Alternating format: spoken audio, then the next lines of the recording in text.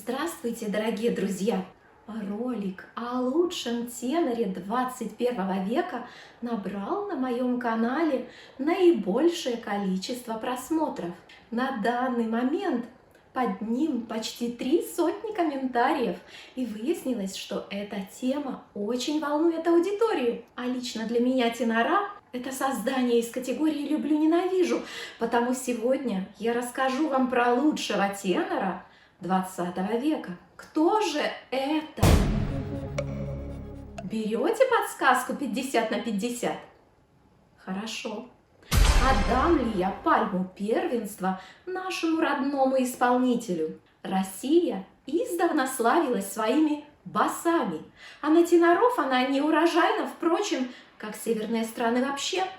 Потому великолепный Сергей Лемешев с его ярким, узнаваемым и мягким тембром – это, конечно, бриллиант отечественной музыки.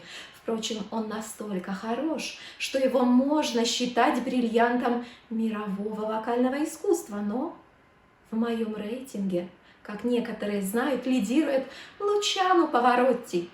Кстати, под роликом о лучшем теноре 21 века отметились поклонники Димаша. Подобные варианты я даже не рассматриваю. Сопоставлять эстрадных исполнителей с академистами – это… Чарли, не сравнивай Божий дар с яичницей. Согласна. О Паваротти, кстати, я буду говорить сегодня исключительно в настоящем времени, несмотря на то, что его нет с нами уже 18 лет. До сих пор его любят и помнят так, словно он жив, как Ленин.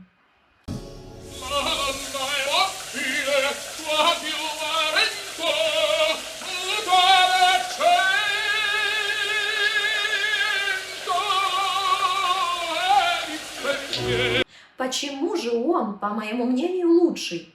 Его техника превосходна. Он артистичен, красив. Посмотрите, как хорош он, например, в роли герцога. Глаза горят, лицо эмоционально и выразительно. Обаяние льется через край.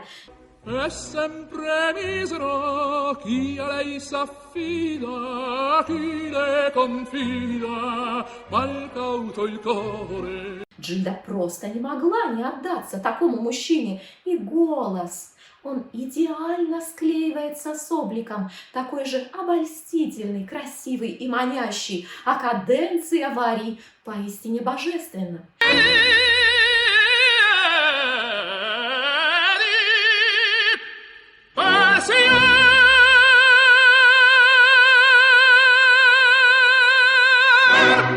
Для меня Паваротти лучший тенор 20 века вовсе не из-за этого, а, конечно, из-за своего тембра. Как я уже не раз говорила, тембральная красота – один из главных факторов, выводящих исполнителя на ведущие позиции.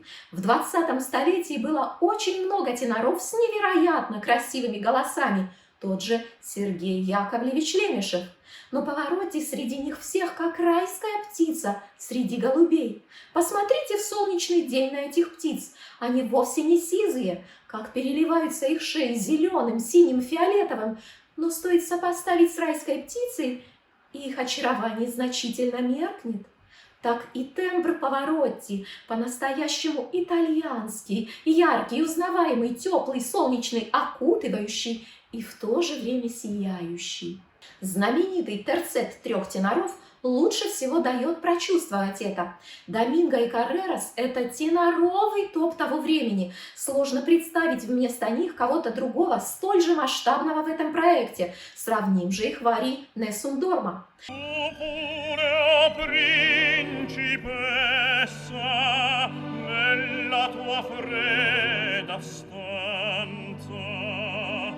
Когда вступает Пласидо Доминго, чувствуется сразу и редкая природная одаренность, и высочайшее мастерство, на оттачивание которого ушли годы. Что может быть прекраснее? Голос Хосе Каррераса.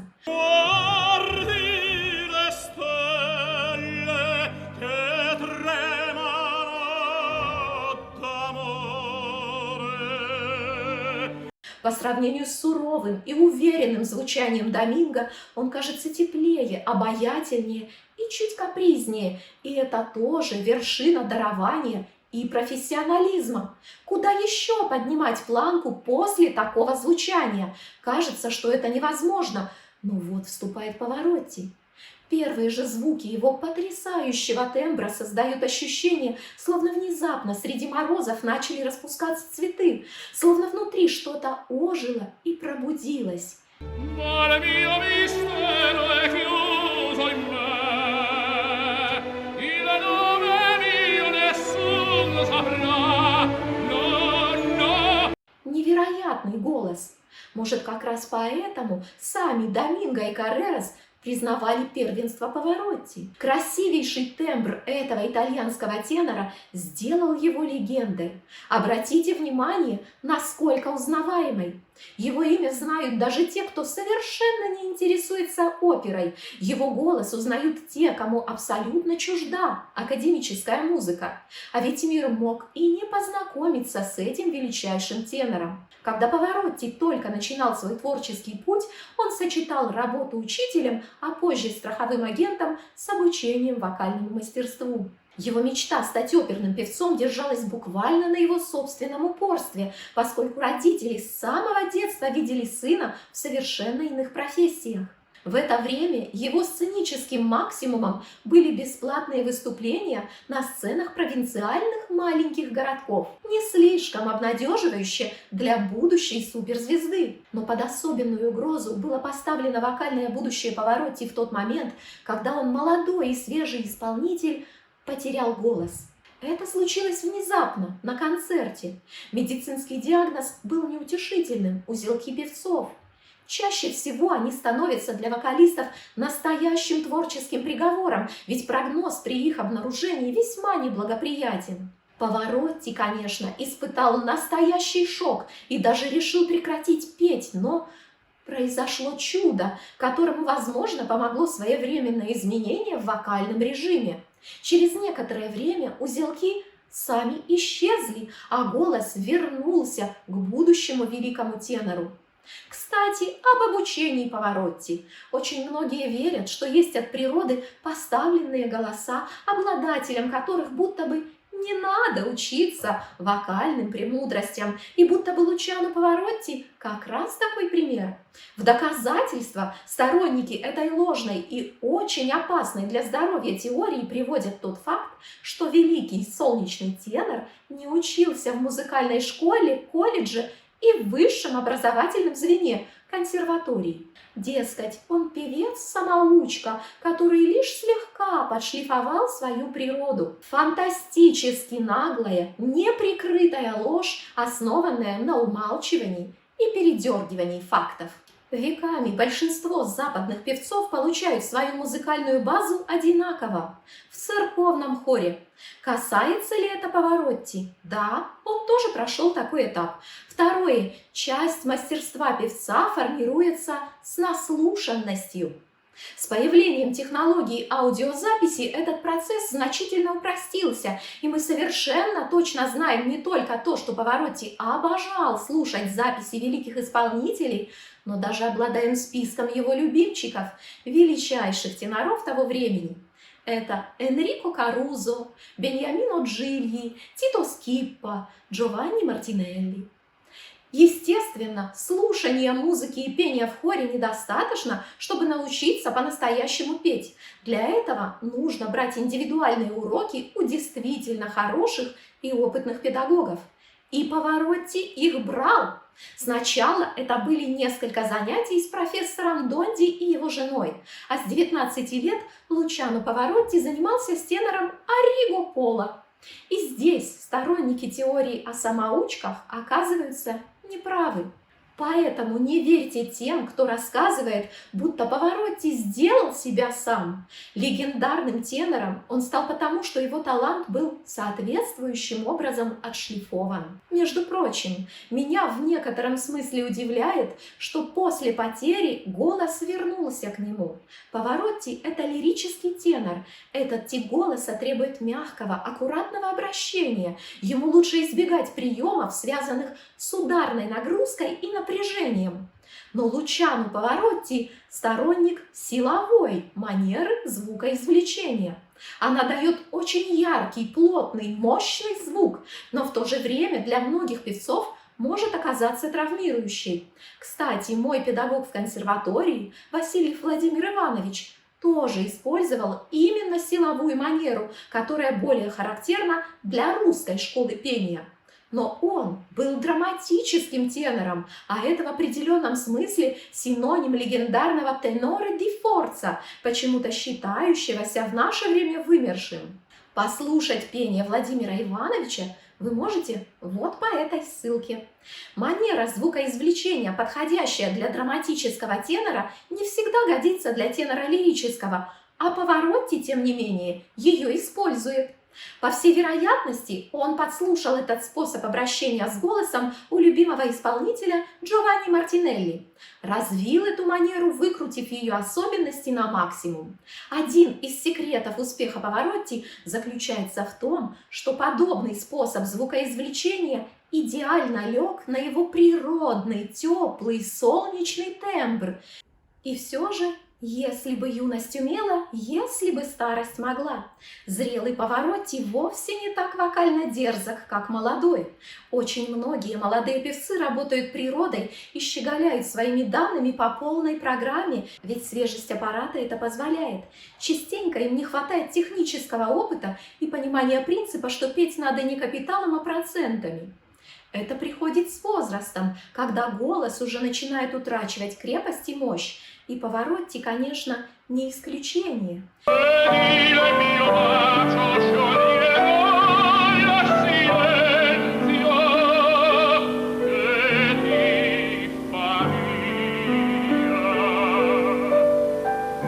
Тем не менее, за его опытностью слышно, что голос все еще достаточно силен, красив и гибок, а он относится тоньше и бережнее к музыкальной ткани из-за того, что уже оброс вкусом и узрел истинную художественную красоту.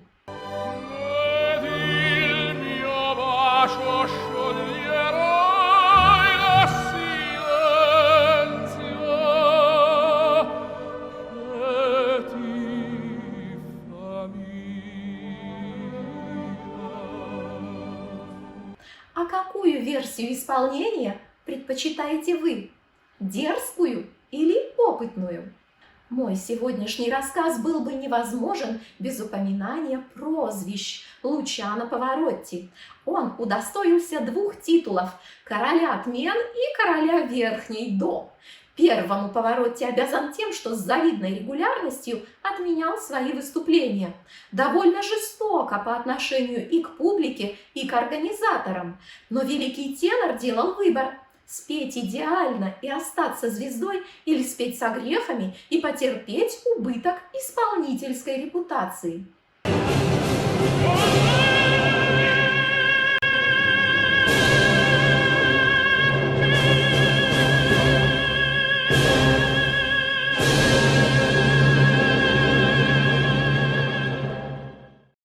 Как мы знаем, стратегия оказалась верной. Паваротти стал суперзвездой сцены и до самого конца удерживал этот титул. Полагаю, второе прозвище рождено все той же стратегией. Верхняя до гениального тенора роскошна.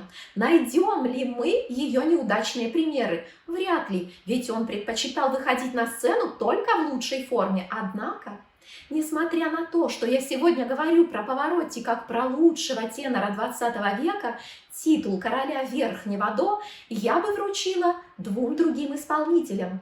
Мне очень нравится до Сергея Яковлевича Лемешева.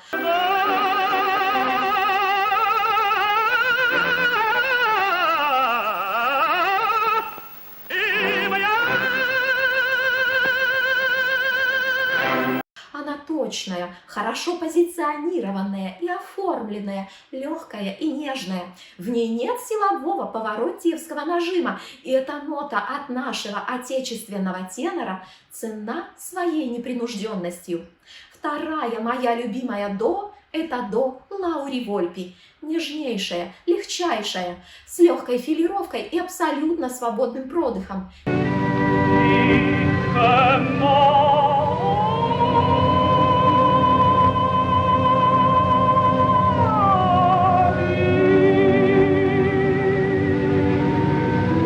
Не каждая сопрано и даже колоратура так возьмет предельный верх. Вот это настоящий король верхней до, что не меняет положение Паваротти в моем рейтинге. Кстати, в ролике о лучшем теноре 21 века я говорила, что Паваротти вердиевский певец, а в музыке барокко он как инородное тело. Повторю, его тембр слишком ярок и индивидуален для барокко, а манера исполнения, годящаяся для Верди и Пуччини, не вписывается в старинную музыку. Некоторые, кстати, утверждают, что Паваротти не вердиевский певец. Это мнение основано на том, что он сам будто бы высказывался о своей нелюбви к этому столпу итальянской оперы. Сверимся со списком исполненных им оперных партий. Из опер Верди всего 11, и ни один другой автор не представлен так обильно в сценической деятельности Паваротти. Что ж, Лучано Паваротти не вердиевский певец? Вернемся к барокко. Для этой эпохи в пении великого тенора слишком много всхлипов, резкой смены динамики и четких штрихов.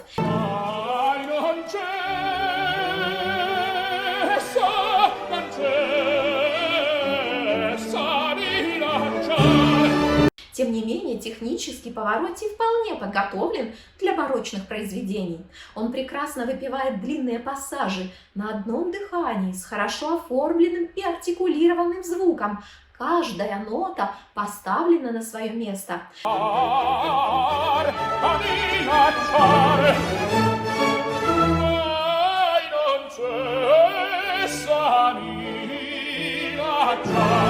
Вполне владеет великий итальянский тенор и старинной стилистикой. Его исполнение арии Бонончини «Per la gloria d'adorarvi» эталонно. Звуковедение легкое, акценты мягкие и аккуратны, мелодические реверансы идеально выверены.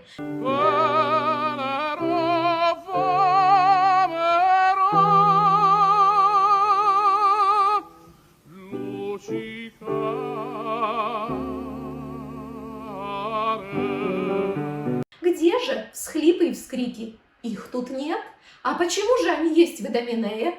Предположу, что Бонончини для Паваротти переместился в разряд камерной музыки, в которой жесткие штрихи и мощные контрасты абсолютно неуместны.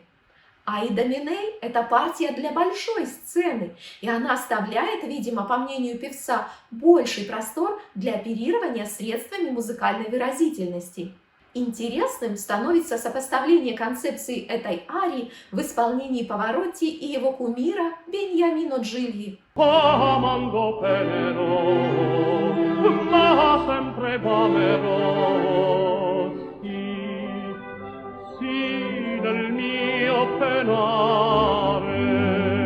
Джильи исполняет старинного композитора в духе веризма, делая как раз то, что делать противопоказано. Паваротти с пением Бонончини заслуживает бонус за культуру исполнения. А кроме того, в этой же арии он демонстрирует изменчивость такого, казалось бы, крайне консервативного музыкального направления, как академический вокал. Нелюбимая Моцартом Бернаккиева школа со своими подвываниями и неуместными портаменто оказалась очень живучей. Мы слышим ее следы у единственного попавшего на аудиозапись кастрата Алессандро Морески.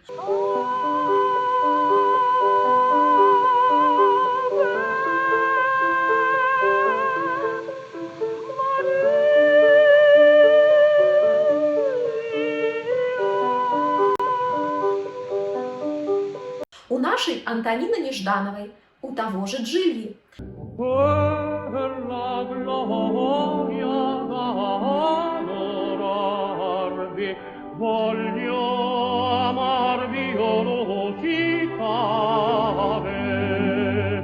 Но ко второй половине 20 века портаменто как подъезд к ноте практически выходит из употребления. В наше время его использование сигнализирует о недоученности и безвкусице. Искусство Паваротти делает его нашим современником, сторонником вокально-стилистической моды, которая действует сейчас, а век назад была почти немыслима. Per la gloria d'adorarvi voglio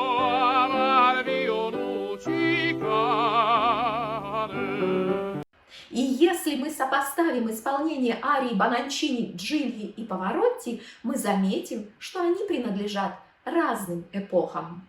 И в заключение для эстетов губы Паваротти.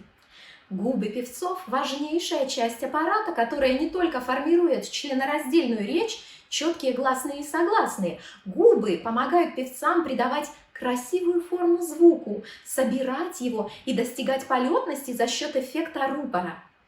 Удерживать высокую позицию, контролировать чистоту интонации. Потому губы певцов всегда тонизированы, не путайтесь, напряжены и находятся в работе. За губами великого Лучано Паваротти очень интересно наблюдать. Вот они дрогнули для контроля позиции и придания нового импульса долгой ноте. Вот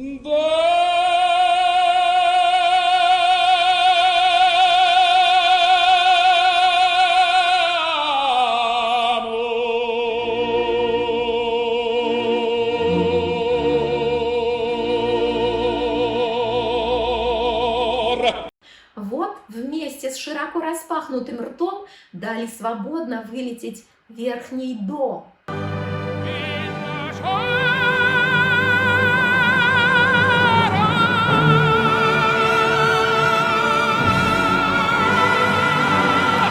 Но у Паваротти в их движении есть неправильность. Иногда уголки нижней губы оттягиваются вниз и в стороны.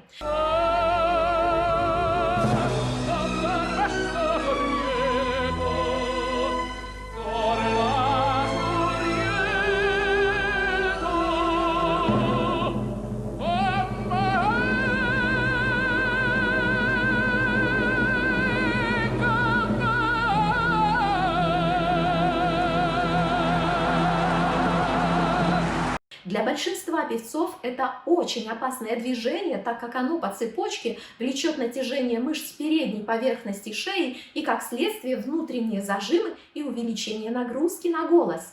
Судя по всему, для Паваротти это движение – часть его силового метода звукоизвлечения, обеспечивающего тот самый яркий, сочный звук. И, что парадоксально, не оказывающее движение негативного влияния на аппарат. Тем не менее, так делать, как делает он, не надо. Кстати, видели ли вы Паваротти без бороды во всем блеске молодости и красоты? Насладитесь!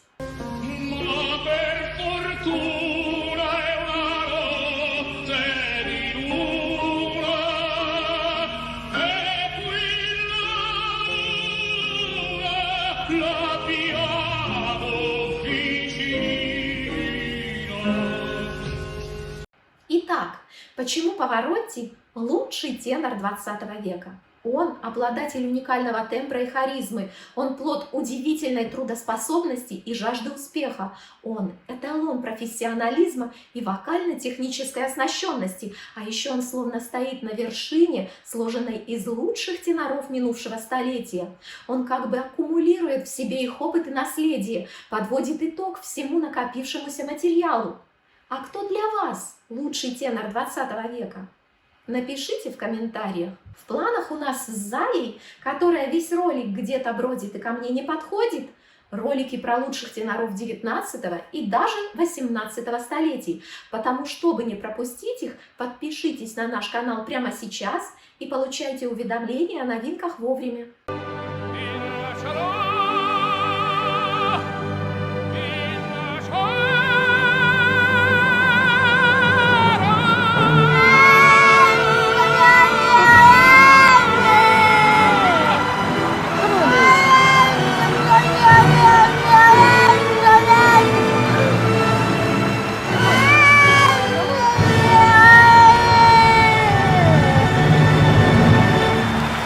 Сегодня все. Я научу вас любить вокал.